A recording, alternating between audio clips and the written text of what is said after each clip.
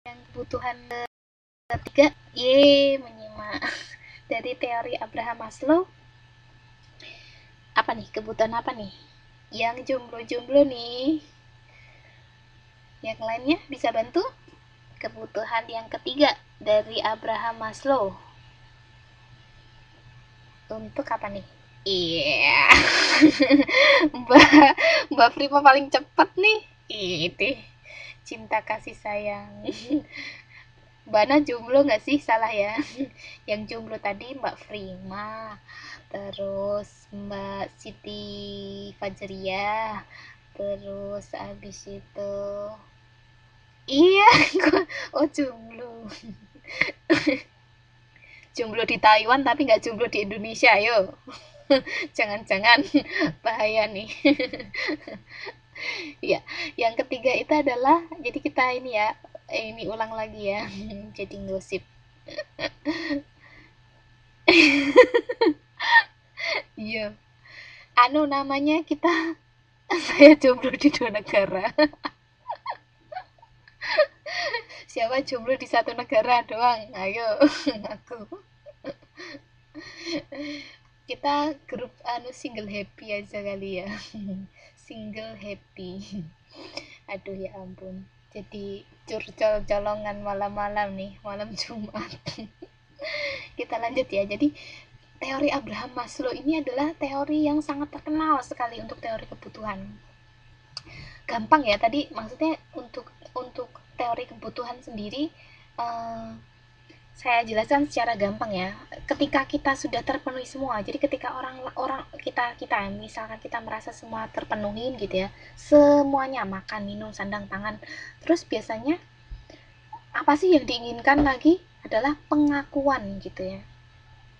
Jadi untuk teori Abraham Maslow sendiri, pertama kebutuhan biologis, makan minum, kemudian kebutuhan rasa aman gitu ya. Kebutuhan rasa aman biasanya ketika sudah punya tabungan banyak, ketika sudah punya rumah gitu ya. Terus kebutuhan akan ketertarikan dan cinta. Jadi ada kebutuhan seperti itu. Terus ya ini nih, 4, kebutuhan akan penghargaan. Nah, sama nih. Jadi kebutuhan akan penghargaan dan kebutuhan untuk aktualisasi diri. Jadi hampir mirip ya kedua kebutuhan itu. Jadi pertama kali emang penghargaan itu kebutuhan akan meraih prestasi dulu. Jadi ketika kita sudah semua terpenuhi, maka kita ingin meraih prestasi. Dan yang kelima ini adalah aktualisasi diri. Aktualisasi itu adalah pengakuan, kayak tadi, ini loh aku gitu. Pada akhirnya tuh itu.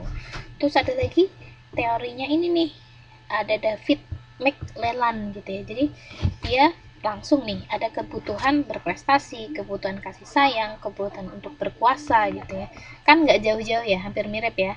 Terus ada lagi kebutuhan dari Settle and Outright ini, berprestasi, eksebisi, dominasi, diversisi, pemahaman, perawatan, seksualitas, rasa aman, kemerdekaan, pengakuan, dorongan, kebaruan, afiliasi, konsistensi, dan memberikan pertolongan. Tapi yang paling terkenal itu memang kebutuhan, teori kebutuhan ini adalah teori kebutuhan Abraham Maslow gitu ya. Jadi memang kita gitu ya, kita manusia itu kebutuhannya itu memang seperti itu ya. Jadi memang kebutuhan dasar kita terpenuhi dulu, makan, minum, sandang, pangan gitu ya. Terus habis itu memang kita termotivasi untuk tetap berprestasi gitu ya, dan pada akhirnya kita perlu pengakuan dari masyarakat misalkan gitu. Jadi contohnya ya memang yang banyak sekarang terjadi ya, artis-artis seperti itu, karena mereka butuh pengakuan lebih gitu ya. Dengan menjadi pejabat adalah bisa jadi salah satu jalan untuk aktualisasi diri, untuk pengakuan gitu. Terus kemudian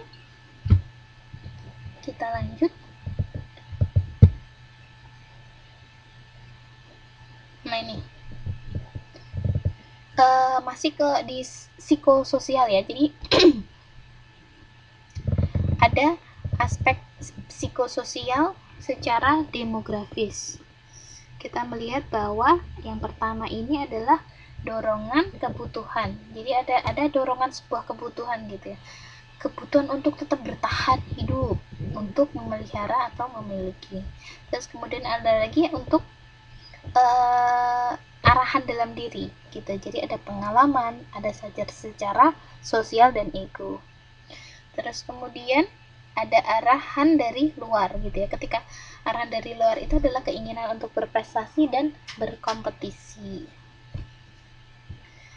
Nah, kita lanjut.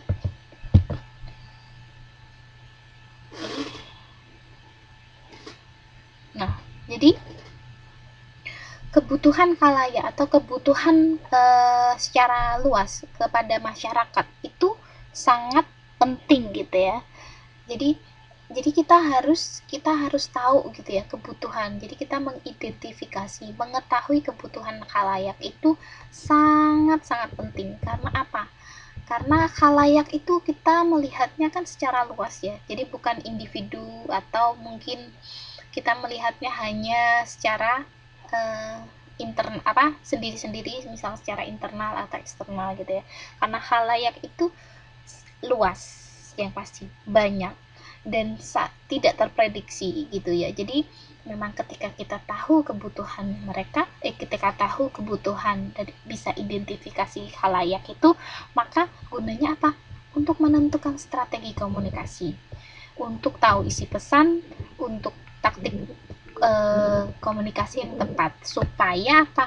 Supaya tercapai sasaran. Jadi supaya pesan kita tersampaikan secara baik kepada khalayak gitu ya. Karena memang ciri khalayak itu adalah banyak, besar, kemudian tidak dapat bisa jadi karena terlalu besar tidak terjangkau seperti itu ya. Ketika kita melakukan bisnis, kita harus benar-benar tahu gitu ya, karena dengan kita tahu kebutuhan, maka bisa menentukan strategi komunikasi yang tepat gitu.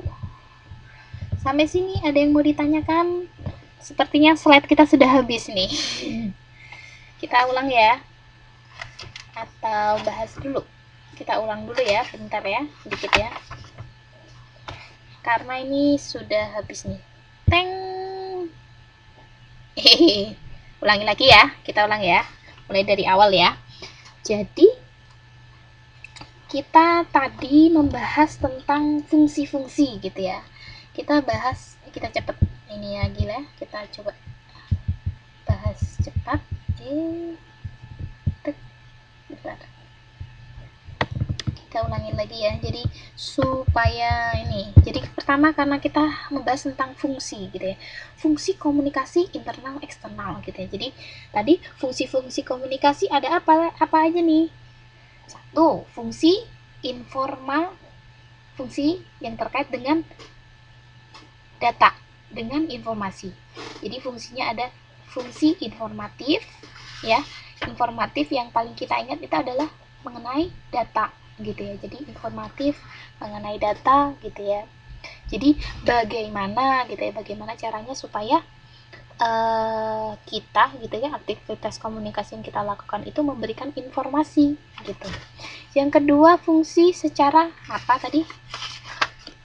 Ini pendekatan tadi apa? Ya, betul. Secara persuasif ya. Jadi pendekatan gitu ya. Gampangnya tadi adalah supaya mereka menginginkan apa yang kita inginkan gitu ya. Jadi pendekatannya seperti itu. Dan cara yang paling pas adalah dengan bagaimana? Cara yang paling pas adalah dengan face to face ya maksudnya. Jadi dekat gitu ya. Yes, face to face gitu ya. Jadi lebih bisa dekat gitu ya, karena pendekatannya secara persuasif gitu ya. Persuasif sendiri supaya lebih ketika kita face to face, akhirnya kita bisa menyampaikan apa yang kita inginkan. Jadi orang lain itu, pihak lain itu adalah mengubah perilaku, bisa berperilaku, bisa bersikap, bisa melakukan sesuatu seperti apa yang kita inginkan. Itu secara fungsi persuasif ya. Terus kemudian yang ketiga ada fungsi kontrol. Fungsi kontrol itu adalah gunanya untuk kontrol, gunanya untuk mengawasi seperti itu ya. Karena bagaimanapun juga tetap harus ada sebuah kontrol gitu ya. Mengkomunikasikan apa yang harus dikerjakan, apa yang tidak harus dikerjakan, memastikan bahwa semuanya itu sesuai dengan